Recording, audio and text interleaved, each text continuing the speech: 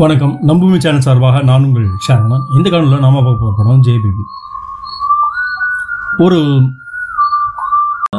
5 பிள்ளைகள் ஒரு தாய், இவங்களை சுற்றி நடக்கிற கதைக்களம் தான் ஜேபிபி. ஜேபிபி அப்படின்றது ஒரு கதைக்களத்தோட பேர் தான். அவங்க சின்ன வயசுலேயே ஹஸ்பண்டை இழந்துடுறாங்க. 5 பேரையும் கஷ்டப்பட்டு வளர்க்கும் போது தான் ஒவ்வொருத்தருக்கும் ஒரு பிரச்சனை வருது. அப்படி அந்த பிரச்சனையெல்லாம் தீர்க்கறதுக்காக தான் குடியிருந்த ரொம்ப கஷ்டப்பட்டு கட்டின அந்த வீட்டை அடமானம் வச்சிடறான். அது ஒரு ஸ்டேஜுக்கு மேலே கடனில் மூழ்கிடுது. அது என்ன இது பண்ணாலுமே கடனை தீர்க்க முடியாது அப்படின்ற நிலைமையில் சைன் போட்டு கொடுத்துட்றாங்க. இதுக்கப்புறம் சின்ன பையனும் எதிர்பாராத விதமாக ஒரு கல்யாணத்தை பண்ணிட்டு வந்துடுறோம். இந்த விரக்தி, தனிமை, பைசா பிரச்சனை, உடல் பிரச்சனை எல்லாமே சேர்ந்து அவங்கள ஒரு ஸ்டேஜுக்கு மேலே ஒரு மனநலம் பாதித்த நபராக மாற்றுது. ஃபுல்லாக கிடையாது, ஆனால் அப்பப்போ. இதனால் அவங்களுக்கு என்ன பண்ணுறதுன்னு தெரில, அதாவது என்ன பண்ணுறோன்றது தெரில.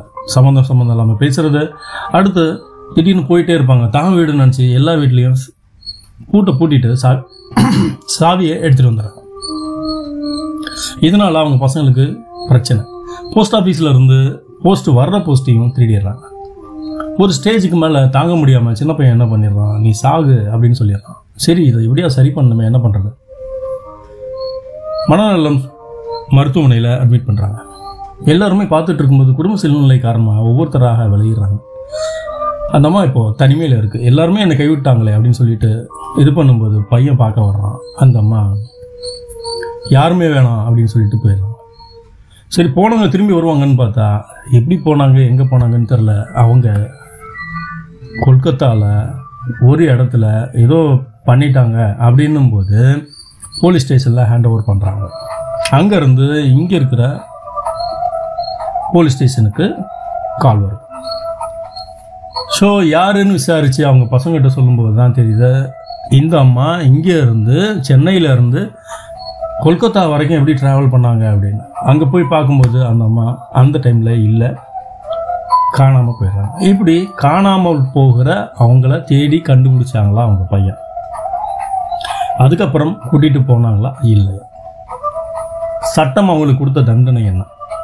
இந்த பிரச்சனை சால்வ் ஆச்சா இல்லையா? ஒரு உண்மை கதையை மையமாக கொண்டு எடுக்கப்பட்ட ஒரு படம். இந்த படத்தோட full and full Urvashi madam மட்டும்தான். மற்ற எல்லாருமே கதாபாத்திரமாக நடிச்சிருந்தாலுமே ஊர்வசி மேடத்தை எடுத்து இந்த படத்தை நீங்கள் பார்க்க முடியாது. நார்மல் படம் மாதிரி தான் இருக்கும்.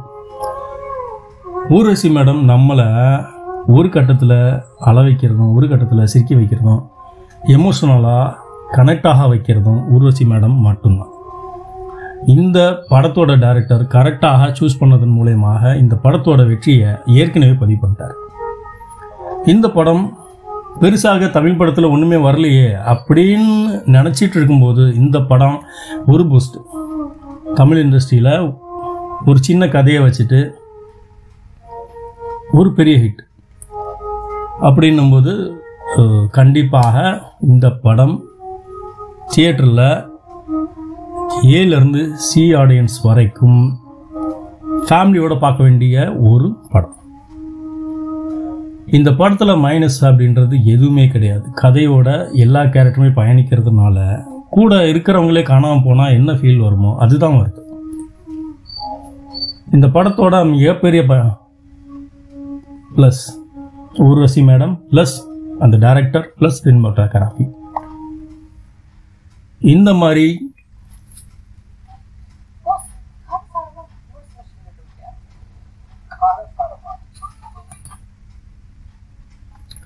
இந்த மாதிரி ஒரு படத்தை கொடுத்ததுக்காக இந்த தயாரிப்பாளருக்கும் இந்த டைரக்டருக்குமே நாம் ஒரு நன்றியை சொல்லி ஆகணும். ஏன்னா எல்லா ஃபீல்டுலேயுமே நல்ல கதையம்சம் கொண்ட படம் வந்துகிட்டே இருக்கு அப்படின்னு நான் ஃபீல் பண்ணிகிட்டு இருக்கும்போது தான் இந்த படத்தை பார்த்தேன். இந்த படத்தை நான் ஜேபிபி அப்படின்னு சொல்லிட்டு ஒரு லேடி கேரக்டர் தானே, நம்ம என்னத்தை பார்க்குறது, நம்ம உட்காந்தா கொஞ்சம் என்டர்டெயினாக இருக்கணும், எதுக்கு இருக்கிற டென்ஷன் அப்படின்னு நினச்சிட்டு இருக்கும்போது போய் உட்காரும்போது தான் தெரிஞ்சது எவ்வளோ பெரிய தப்பு அப்படின்னு. இந்த படம் நீங்கள் எதிர்பார்க்குற எல்லா அம்சமும் கொண்ட ஒரு படம்.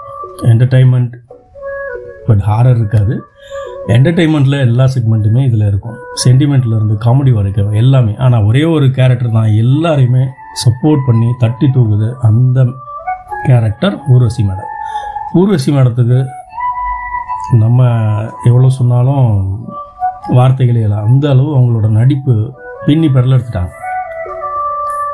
இந்த மாதிரி இன்னொரு கதையம்சம் கொண்ட சுவாரஸ்யமான கதையம்சம் கொண்ட படத்தோட தொகுப்பை நான் உங்களுக்கு வழங்க காத்துட்ருக்கேன். மறக்காமல் சப்ஸ்கிரைப் பண்ணி பெல் பட்டன் அழுத்தி உங்களுக்கு எந்த சேனலோட சப்போர்ட்டை வெளிப்படுத்துங்க.